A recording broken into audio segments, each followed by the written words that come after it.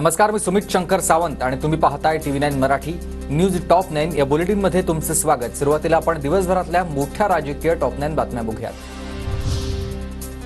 Senate निवडणुका उद्याऐवजी मंगळवारी घेण्यास हायकोर्टाची परवानगी। 24 तारखेला मतदान तर 27 तारखेला मतमोजणी होणार।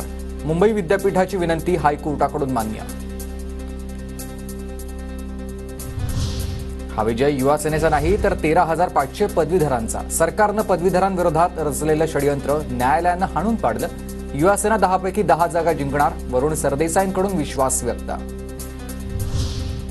राष्ट्रवादीच्या चिन्हाबाबत लवकर निर्णय घ्या, आम्हाला नवीन चिन्ह दिलं तसं त्यांनाही द्या, सुप्रिया सुळेंची मागणी। तर घड्याळ चिन्हाबरोबरच दादांना मिळणाऱ्या प्रतिसादामुळे पवार गटात नैराश्य, तटकरेंची टीका।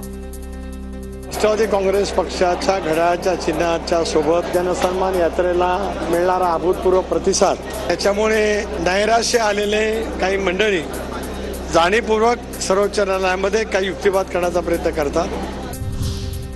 वडीगोद्रीत मराठा आणि ओबीसी कार्यकर्ते आमनेसामने। मराठा संघटनांच्या बाईक रॅलीवेळी दोन्ही गटाच्या कार्यकर्त्यांकडून घोषणाबाजी।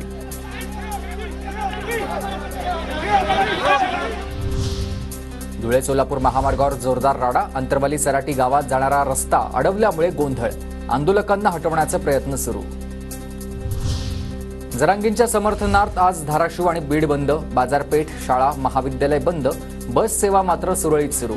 तर उद्या पुणे आणि जालना बंदचीही हाक। भुजबळ आणि परळीवालांचा एकूण मराठा धनगर समाजात वाद लावणं सुरू। मनोज जरांगेंचा भुजबळांसह धनंजय मुंडेंवर नाव न घेता आरोप। हे भंगार बसले तिकडे ते यावल्यात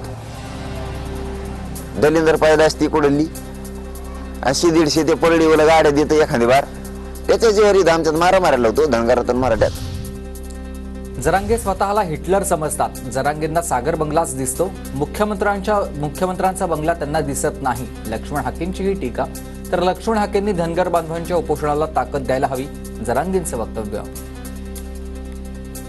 हे स्वतःला हिटलर समजतात। त्यांना सागर बंगल्याशिवाय दुसरा कुणाचा बंगला दिसत नाही, मुख्यमंत्र्याचा पण दिसत नाही। त्या सागर बंगल्यात राहणाऱ्या व्यक्तीचंच नाव घेताना दिसून येतं।